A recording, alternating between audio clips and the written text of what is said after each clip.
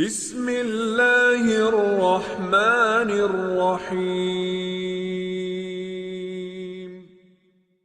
এবার আমি আলোচনা করব যে মহিলারা কি আমল করলে জান্নাত যাবে। এ সম্পর্কে একটি হাদিস আপনাদের সামনে তুলে ধরছি, তাহলে বিষয়টি স্পষ্ট হয়ে যাবে, সহজ হয়ে যাবে। তো হাদিসটির রাবি হচ্ছে বা হাদিসটির বর্ণনাকারী হচ্ছে হযরত আনাস রাদিয়াল্লাহু আনহু। তিনি হাদিসটি বর্ণনা করছেন। আন আনাসিন ক্বাল ক্বালা রাসূলুল্লাহি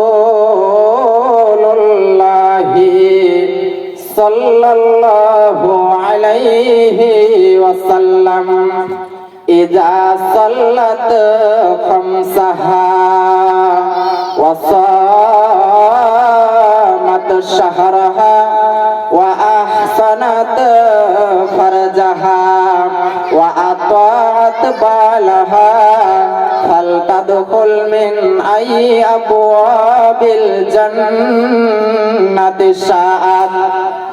বিশ্বনবী বলছেন, ইযা সাল্লাত খামসাহা, যে স্ত্রী লোক, যে নারী, যে মহিলা তার প্রতি নির্ধারিত 5 ওয়াক্ত সালাত আদায় করবে, 5 ওয়াক্ত নামাজ পড়বে, ওয়াসামাত শাহরাহা, এবং রমজান মাসের সিয়াম পালন করবে, রমজান মাসে রোজা রাখবে, ওয়া আহসানাত ফারজাহা, এবং সে তার শরীরকে মাথা থেকে পায়ের তলা পর্যন্ত হেফাজত করবে, সে তার শরীরকে মাথা থেকে পায়ের তলা পর্যন্ত পর্দায় রাখবে, ওয়া আতাআত বালাহা, এবং সে তার স্বামীর আনুগত্য করবে, সে তার স্বামীর হুকুম মতো চলবে।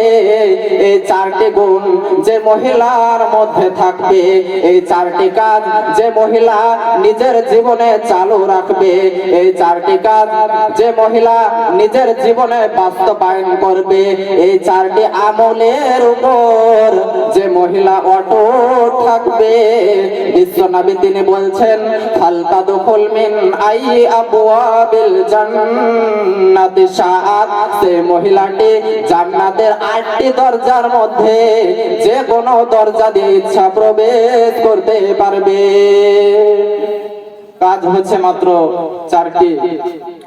যে মহিলা এই 4টি কাজ করতে পারবে, বিশ্বনবী তিনি বলছেন, সে মহিলাটি জান্নাতের 8টি দরজার মধ্যে যে দরজা দিয়ে ইচ্ছা হবে সরাসরি সেই দরজা দিয়ে জান্নাতের মধ্যে প্রবেশ করতে পারবে। সুবহানাল্লাহ, সুবহানাল্লাহ। তো যাই হোক, আমি এতক্ষণ পর্যন্ত আমি আপনাদের সামনে কি আমল করলে জান্নাত যাওয়া যাবে সম্পর্কে আলোচনা করছিলাম। তো আমি আর বেশি সময় নিতে চাই না, পরিশেষে আমার পরিচয়টা একটু আপনাদেরকে দেই। আমি হচ্ছি আপনাদের এই খিদিরপুর মাদ্রাসার দাওরা জামাত অর্থাৎ 8 জামাতের ছাত্র। আমার বাড়ি হচ্ছে গঙ্গার ওই পার বিলবাড়ির পাশে গ্রাম উপরডিহা মাদ্রাসার কাছে। তো আমার জন্য আপনারা দোয়া করবেন, আমি যেন কোরআন এবং হাদিস মোতাবেক নিজে আমল করতে পারি এবং এই কোরআন এবং হাদিসের কথা যেন পৃথিবীর সারা প্রান্তে ছড়িয়ে দিতে পারি। আমিন। এবং যারা কবরে শুয়ে আছে, জানি না কি অবস্থায় আছে, যদি কোনো বালা মুসিবতে থাকে তাহলে তাদেরকে রব্বুল আলামিনের কাছে দোয়া করি, তাদের প্রতি তুমি রহম করো, তাদেরকে জান্নাতুল ফিরদাউসের মধ্যে প্রবেশ করাও, জান্নাতের দরজার সাথে এবং কবরের দরজার সাথে কালেকশন লাগিয়ে দাও। তো যাই হোক, আমি আর বেশি সময় নেব না। সালাম সালাম সালাম,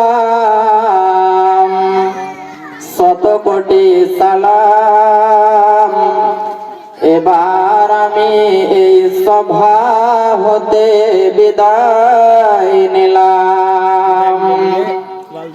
যেতে মন চাই না তবু, যেতে মন চাই না তবু, বাজে বিদায় বাসি। এবার আমি আসি বন্ধু, এবার আমি আসি। যাবার কালে কিবা দেব, কিবা উপহার, বাংলাতে নাম ভালোবাসা, হিন্দিতে নাম প্যার। আসসালামু আলাইকুম ওয়া রাহমাতুল্লাহি ওয়া বারাকাতুহু।